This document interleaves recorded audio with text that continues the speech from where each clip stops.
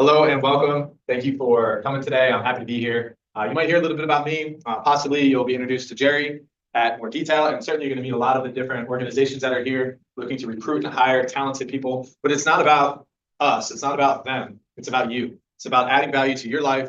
It's about being able to contribute towards your journey and helping you develop not only as a professional, but just as a person in general. And hopefully this talk, which I call the Hustle Framework, will give you skills and maybe a mindset that you can utilize in many other aspects of your life. So I'll start off with a quote, one of my favorite quotes that I've been using for the last year now, because I teach business classes, leadership classes, entrepreneurship classes. I teach strategy at the Everglades Correctional Institution, which is a prison. So it's one of the places that I teach.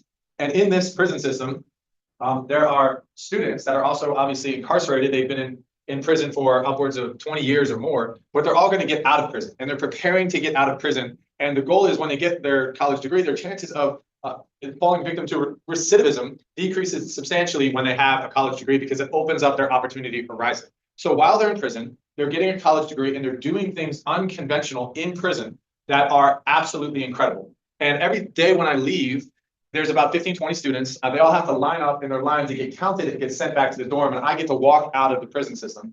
And as I'm walking out, I see this quote on the wall every single day. It says, "Success is not final. Failure is not fatal. It's the courage to continue that counts." And I was transformed by my experience in this prison system, working with these students, to see that they embodied this quote in every single thing that they did. So I said, well, this is a phenomenon. How does this happen? Why do they have this mindset? Why do they have this attitude? And we'll talk about some of the things that have came from that. Look at that phenomenon over the course of the last year or so. So here's the question.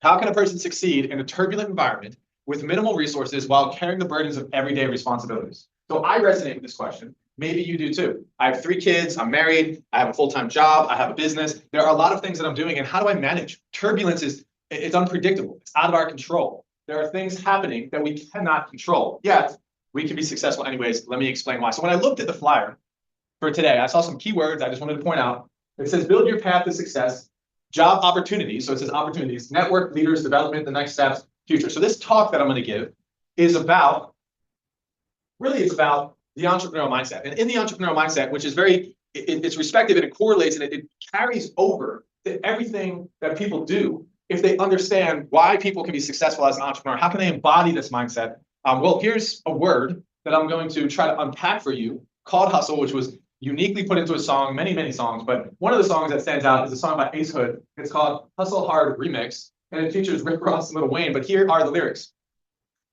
Out here trying to get it each and every way. Mama need a house, baby needs some shoes. Times are getting hard. Guess what I'm gonna do? Hustle, hustle, hustle hard. Hustle, hustle, hustle hard. Hustle, hustle, hustle hard. Closed mouths don't get fed on this boulevard.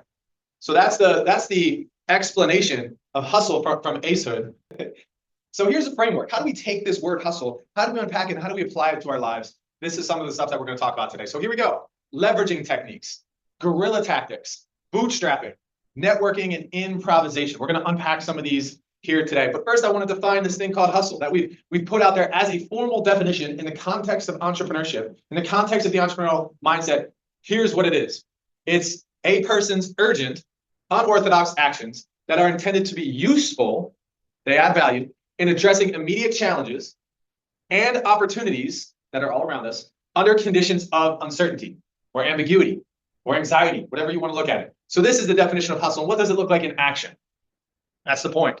How can we put this into action? Well, it's working urgently, having a sense of urgency to realize opportunities and solve problems. So we're doing things with intention, pushing through in spite of difficulties. I work with entrepreneurs at times that are in conditions of poverty. They have to decide whether or not they're going to pay their rent this month or whether or not they're going to pay off their business credit card. And these are the challenging situations that they're faced with every single day. Taking unorthodox actions to address challenges, actions that are not typical, creative. They're sort of, I guess people would say, outside the box ways of doing things in order to address challenges. Looking to unconventional approaches to overcome obstacles, deviating from normal behavior to develop a venture, a career, a relationship, job, whatever you want to call it. And we're going to talk about some actual tangible ways we can envision this mindset and we can put it into practice. So guerrilla tactics. What are guerrilla tactics? Well, we have some examples, but I'll give you one. Clever, unconventional, low-cost, often unexpected techniques to achieve marketing and sales. One might take advantage of surroundings, or conditions, employ stealth, or rely on mobility, speed, and surprise. There is an entrepreneur that I was able to work with when I lived in Stillwater who was opening up a restaurant. And when you open up a restaurant, you put a lot of money, time, energy, and effort into making sure you have the right furniture, the right staff, the right procedures, the right menu. So he did all of that. Yet when it was time to open up his restaurant, he had no budget left for a grand opening or for marketing his restaurant so that people would come to it. So what he decided to do, when in doubt, he threw a party. And it wasn't just any old party. It was one party, and he only invited one type of person. He went to every single hair salon in a 20, 30-mile radius of his restaurant, and he invited personally the hairdressers in all of those hair salons. Free booze, free food, new restaurant, please come. Here's your VIP pass. We would love to have you. So the hairdressers came to the restaurant. They had a blast. They had great food, great drinks. And what do you think they did for the next month in the chairs of people while they're cutting hair? What do hairdressers do all day long? They talk. What are they talking about? Well, they're talking about this new restaurant down the street, this wonderful experience they had, all the fun friends that they met. So this is an example of a guerrilla tactic that is deployed in order to achieve some kind of result, but thinking differently than conventional ways of doing things. He could have did traditional marketing, traditional advertising, taken an ad out in the paper, but no, he did it differently. The ultimate phrase that I love to use to get you to envision this is one my father used often and still does. He said, it's not the big that eats the small, it's the fast that eats the slow. There's a wonderful Harvard Business Review article that's titled Speed as Strategy. So being fast, more fleet of foot, is actually beneficial in many, many ways. And we can talk about how that relates to you finding a job, finding a career, networking, being fast, being fleet of foot, going after things consistently is going to help. So the ultimate guerrilla is a gentleman, this is not the ultimate guerrilla, named David, who fought a man named Goliath. Why is he the ultimate guerrilla? Who was David? He was a shepherd. He was a boy. He wasn't big. He wasn't a warrior. But guess what he was capable of doing with this thing called a slingshot? So his tactic of using the slingshot compared to this big, slow, ogre, Philistine giant called Goliath was extremely effective, extremely useful. And he took him out with a single blow of a rock to the head. Giant fell down. David, much smaller, much faster, triumphed over giant. This is the ultimate guerrilla. Powerful series. It's on Amazon Prime. It's called The House of David. I highly recommend you watch it. So here are some business related, but hopefully you can learn how to apply these to your personal endeavors and your personal quest and your personal enterprise, if you ask me, of getting a job and getting a career. Bartering, trade services for promotion, co-marketing, mutual brand promotion, sharing, jointly own key resources with somebody else. You don't have to own all of it.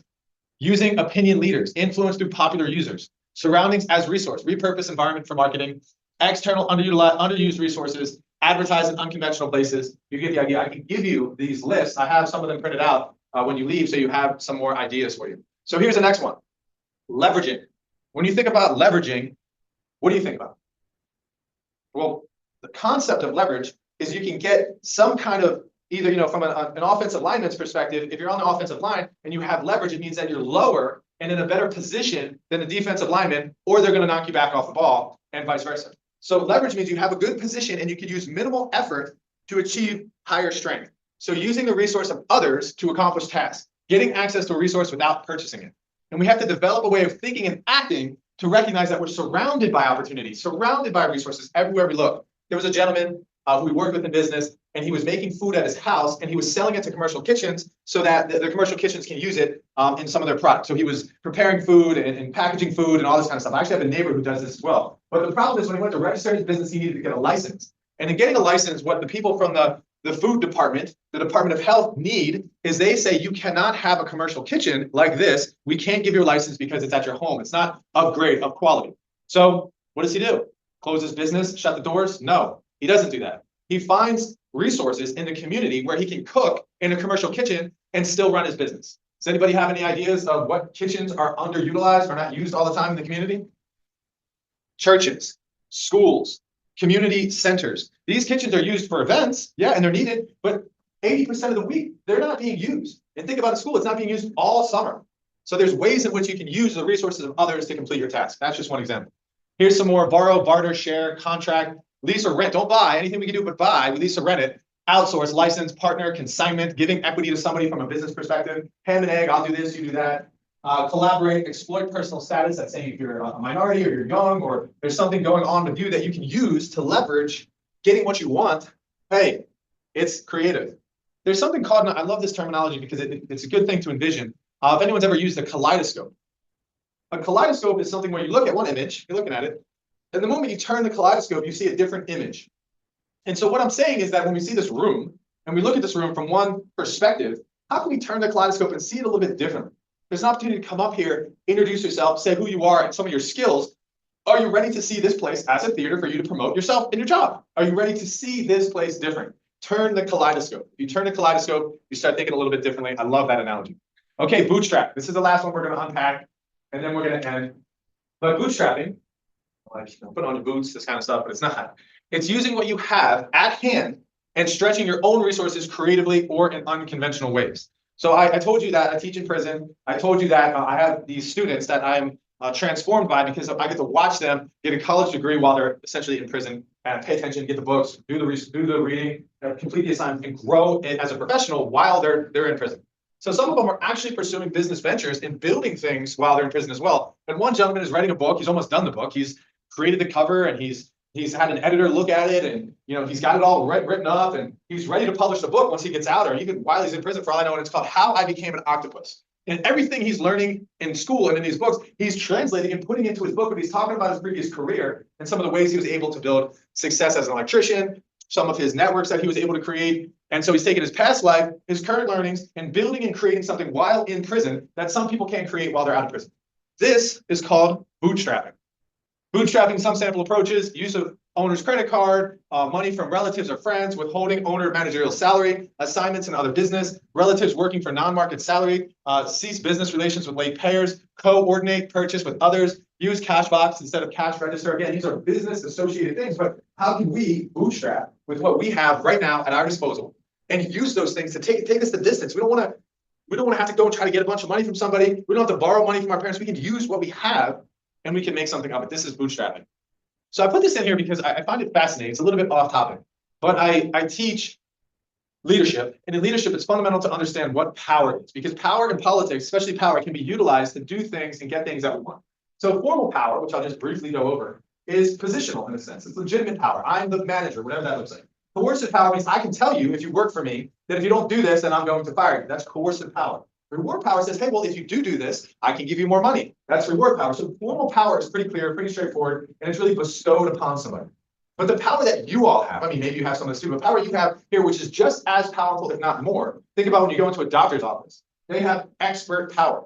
They know something and have done something that you need to know, and you need their help. They're an expert at something. So are you an expert at your craft? Are you an expert at communicating? Are you an expert at something? You can develop what's called informal power or personal power all you want. And the people here, believe me, they need that in their organization. The recruiters can't do the work. They can't build the house. They can't work in the field. They can't do the construction. You can. You have expert power. And in addition to that, referent power, which is just as powerful, is charisma, the ability to get along with people, the ability to build a network, the ability to have people come to you in times of need. People rely on your relationship because they love you. They care about you. This is referent power. And think about it in organizations. If, say, a boss has someone on the team with really good referent power, essentially, if the boss does something bad to that person, then their reputation is going to be tarnished because it's going to be clear that this person doesn't support the leader. So that person with referent power has power over the people. That's referent power. Okay, improvisation. Again, one of my favorites. I'll tell you a brief story, but I want to define it. The impromptu act of deviating from norms or status quo to create a novel approach to a problem or opportunity involves both spontaneity and ingenuity in interpreting the situation, reacting and responding in the moment. So my father and I had a business for a long time. I'm still an owner of a portion of a company that's owned by a private equity firm. But the point is, we would cut grass for a living. We would have crews go out there. We worked in landscape. And when a customer calls and wants our services, usually it's because they're firing or they're fed up with the person that was previously servicing their lawn. So they would call us and say, hey, we want your services. Can you give us an estimate? We give them an estimate. The moment they say yes, we go out there and cut their grass immediately. And if no crew is available, I go out there myself and just blow off the driveway or pick up some branches. Why? Why do we do that? Well, there's a good chance that they're firing the landscape company because they're unhappy. And there's a good chance that their grass needs to be serviced at the same time because they just fired the landscape company. Likely it's because it needs service and it's not looking good. So if I can immediately go over there and add value, put my feet on the property, it defends, it buffers us from that competitor coming back over there and making bygones and saying I'm sorry and cutting the grass. I'm now on that property. I'm immediately servicing the property. It's impromptu. I don't care what I'm doing. New account, I'm over there doing what I need to do. So it's about action. Get out there, do something. Somebody wants you to work for the organization, you're ready to start the next day. Somebody wants you to get something done that you know is of value to you. They want to get on a call. You say, let's talk now. Let's go. I'm ready. I'm from the show me state, Missouri. Show me. I'm in. Let's go. How do we do it? Where do we go? Impromptu actions. Obviously, planning is important, but being able to be flexible and having impromptu behavior is important. This is a wonderful movie. It's not really about impromptu actions, but it's called The Hustle. And let's just watch a bit of the trailer. Great movie. I compel you to watch it. It talks about this gentleman who really didn't, on the surface, what the scouts would think had what it takes to be in the NBA. But of course, they were wrong.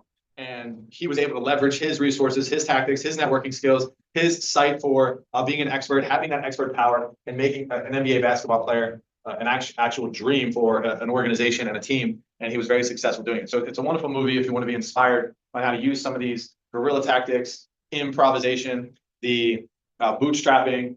It's a good one. But okay, here's my closing.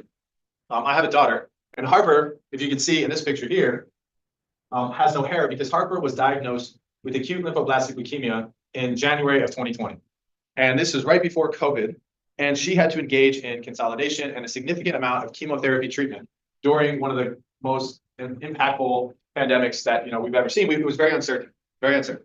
We didn't know what we were going to do. We didn't know who we were going to do it with, but we knew we were going to move forward. So Harper during this time was positive. She engaged in a healthy way. She had fun while she was at treatment. She made friends with the nurses and doctors and whatever it may be. And she had to endure difficult times. She had to hustle. And she is my example of a person that is capable of embodying this thing called hustle, this thing called an entrepreneurial mindset. So I just wanted to say that about her. She is in remission. She's about a year away from being completely cancer-free. She still has to go back. She's done her treatment every once in a while just to get blood work. But she's my hustle hero. So let's stop it up for Harper. Last thing, last quote that I'm going to try to commission you on. It's a good one. This guy, Daymond John, he wrote a great book. I think it's called The Power of Broke. It is called The Power of Broke. And he's got a lot of ways to talk about the things I talked about today. And this quote is a powerful one. It says, broke on its own is just broke. If you let broke beat you down, if you let it break you, you'll never find a way to thrive or even survive. You'll never lift yourself up. But if you look broke in the face, if you define it, hustle, own it, hustle, make it a part of who you are, hustle, and how you go about your business, well then, you've got something. Thank you.